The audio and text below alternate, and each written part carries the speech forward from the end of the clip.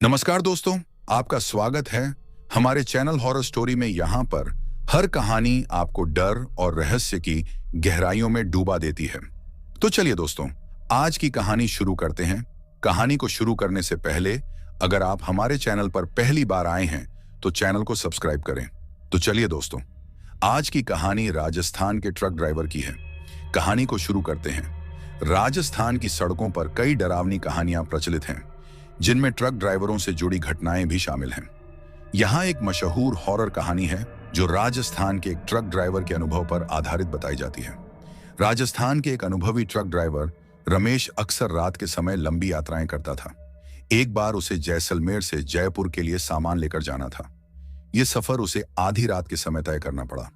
रात के करीब 2 बजे जब वह सुनसान हाईवे से गुजर रहा था तो उसने सड़क किनारे एक महिला को सफेद साड़ी में खड़े देखा। पहले तो उसने ध्यान नहीं दिया, लेकिन जैसे ही ट्रक उसके पास पहुंचा, महिला अचानक सड़क के बीचों बीच आ गई। रमेश ने ब्रेक मारी, लेकिन कोई भी महिला सड़क पर नहीं थी। डरते डरते उसने ट्रक फिर से आगे बढ़ाया, लेकिन कुछ ही किलोमीटर के बाद वही महिला फिर से सड़क किनारे खड़ी दिखी। इस बार वह उसके ट्रक की ओर हाथ हिला रही थी। रमेश को महसूस हुआ कि कुछ अजीब हो रहा है। गांव के बुजुर्गों की कहानियां उसे याद आईं। इस सड़क पर आत्माओं का साया है। उसने ट्रक की गति तेज कर दी, लेकिन तभी उसे महसूस हुआ कि कोई ट्रक के ऊपर चढ़ गया है। अब तक रमेश के पूरे शरीर में झुर्रियां दौड़ चुकी थीं। वह जोर जोर से हनुमान चालीसा पढ़ने लगा और ट्रक की गति और बढ़ा दी। करीब 5 किलोमीटर आगे एक ढाबा दिखाई दिया और जैसे ही उसने ट्रक रोका, सब कुछ सामान्य हो गया। ढाबे के मालिक ने रमेश के चेहरे की घबराहट देखकर पूछा, क्या तुमने भी सड़क पर उस औरत को देखा? रमेश के चेहरे का रंग उड़ गया। उसने सिर हिलाया। ढाबे वाले ने बताया कि कई साल पहले एक महिला का एक्सीडेंट इसी सड़क पर हुआ था और तब से रात में सफर करने वाले ड्राइवरों के साथ अजीब घटनाएं होती हैं। रमेश ने भले ही कसम खा ली थी कि वह उस रास्ते पर दोबारा नहीं जाएगा, लेकिन किस्मत के आगे किसकी चलती है। कुछ महीनों बाद उसे फिर से उसी हाईवे से गुजरना पड़ा। इस बार उसने तय किया कि वह ढाबे के मालिक से और जानकारी लेगा। जब वह उसी ढाबे पर पहुंचा तो वहां का माहौल अजीब था। ढाबे के मालिक ने रमेश को देखते ही कहा, तुम फिर से यहां आए? अच्छा हुआ, इस बार पूरी कहानी सुन लो। ढाबे वाले ने बताया कि करीब 10 साल पहले एक नवविवाहित जोड़ा जयपुर से जैसलमेर जा रहा था। आधी रात को उनकी कार का एक्सीडेंट हो गया।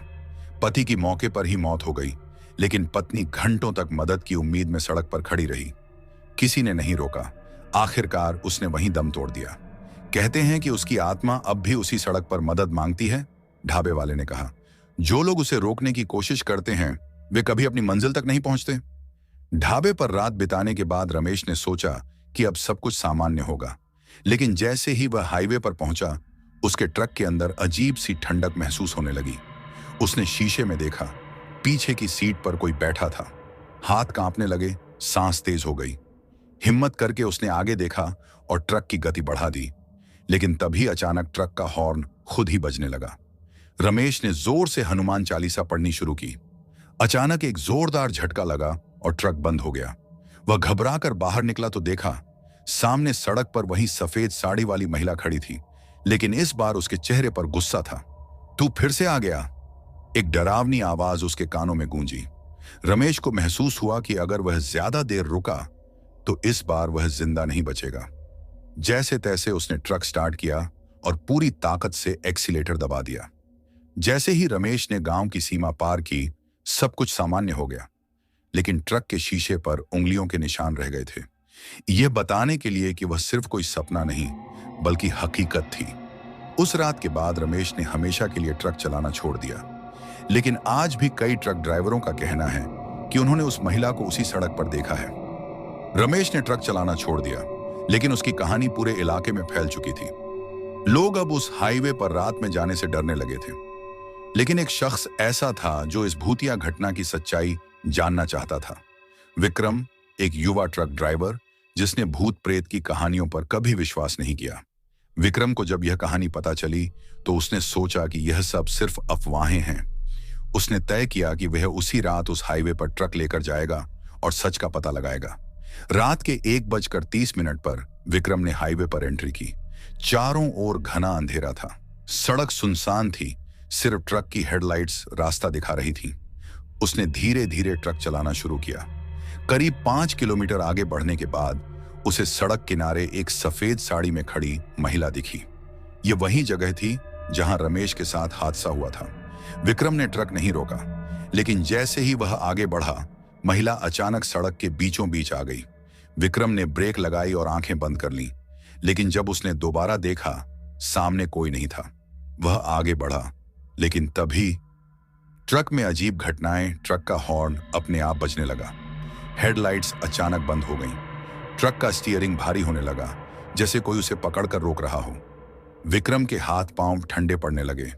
उसने ट्रक रोक दिया और नीचे उतरकर इधर उधर देखा, लेकिन हाईवे पूरी तरह शांत था। अचानक उसे अपने ट्रक के ऊपर कुछ गिरने की आवाज आई। धड़ाम! जब उसने ऊपर देखा तो उसके होश उड़ गए। एक साया ट्रक पर बैठा था। छत पर कोई बैठा था। लंबे बाल, सफेद कपड़े और काली गहरी आंखें। वह सीधा विक्रम को देख रही थी। तू यहां क्यों आया? विक्रम ने हिम्मत जुटाकर अपनी मां की दी हुई ताबीज को कसकर पकड़ा और हनुमान चालीसा पढ़ना शुरू कर दिया। जैसे ही उसने यह किया, वह साया जोर से चिल्लाया और गायब हो गया। लेकिन यह खत्म नहीं हुआ था। जब विक्रम ने ट्रक को चेक किया तो उसकी छत पर तेज नाखूनों के गहरे निशान थे, जैसे कोई उसे नोचने की कोशिश कर रहा हो। वह तुरंत वहां से निकला और सीधे उसी ढाबे पर पहुंचा जहां रमेश ने शरण ली थी। ढाबे वाले ने उसे देखकर कहा, मैंने कहा था ना, जो उसे देखने जाता है वह कभी खाली हाथ नहीं लौटता। अब आगे क्या होगा? क्या विक्रम इस भूतिया रहस्य को सुलझा पाएगा, या फिर वह भी रमेश की तरह हमेशा के लिए ट्रक चलाना छोड़ देगा? विक्रम अब तक इस सड़क को एक अफवाह समझता था, लेकिन उस रात के बाद उसकी सोच बदल चुकी थी। ट्रक पर पड़े गहरे नाखूनों के निशान, सिर पर बैठी काली परछाई और वह डरावनी आवाज, ये सब उसके दिमाग से निकल ही नहीं रहे थे। सच जानने का जुनून। ढाबे पर रात बिताने के बाद सुबह होते ही विक्रम ने ढाबे वाले से पूछा, क्या किसी को पता है कि यह आत्मा आखिर चाहती क्या है? ढाबे वाले ने लंबी सांस लेते हुए कहा, अब तक जिसने भी इसे देखने की कोशिश की वह या तो पागल हो गया या फिर लापता हो गया। लेकिन विक्रम हार मानने वालों में से नहीं था। उसने तय कर लिया कि वह इस राज से पर्दा उठाकर रहेगा। गांव के पुजारी की भविष्यवाणी। विक्रम ने पास के गांव जाकर वहां के पुजारी से मुलाकात की। जब पुजारी ने विक्रम के ट्रक पर पड़े निशान देखे तो उनका चेहरा गंभीर हो गया। यह आत्मा बंधी हुई है, इसे मुक्ति नहीं मिली, इसलिए यह गुस्से में है, पुजारी ने कहा। अगर तुम सच में इस राज को जानना चाहते हो तो तुम्हें उस जगह जाना होगा जहां यह आत्मा पहली बार प्रकट हुई थी। विक्रम तैयार था। अगली रात विक्रम फिर से उसी हाईवे पर पहुंचा, लेकिन इस बार वह अकेला नहीं था। पुजारी ने उसे एक पवित्र ताबीज और कुछ मंत्र दिए थे। जैसे ही वह उसी जगह पहुंचा जहां आत्मा पहली बार दिखी थी, अचानक सड़क पर कोहरा छा गया। ट्रक के हेडलाइट्स धीमे पड़ने लगे और चारों तरफ अजीब सी ठंडक महसूस होने लगी। सामने सड़क के बीचों बीच वही सफेद साड़ी वाली महिला खड़ी थी, लेकिन इस बार वह गुस्से में नहीं थी, बल्कि उसकी आंखों में आंसू थे। विक्रम ने हिम्मत जुटाकर पूछा, तुम कौन हो? तुम्हारी आत्मा को शांति क्यों नहीं मिल रही? महिला की परछाई कांपने लगी और उसकी धुंधली आवाज आई, मेरा नाम मीरा था। मुझे मेरे पति ने धोखा दिया और उसी ने मुझे इस सड़क पर मरने के लिए छोड़ दिया। मेरी आत्मा बदले की आग में जल रही है। विक्रम को समझ आ गया कि यह आत्मा एक दुखी आत्मा थी जिसे न्याय चाहिए था। पुजारी ने विक्रम को बताया कि अगर इस आत्मा को शांति देनी है तो उसे पूरी सच्चाई सामने लानी होगी।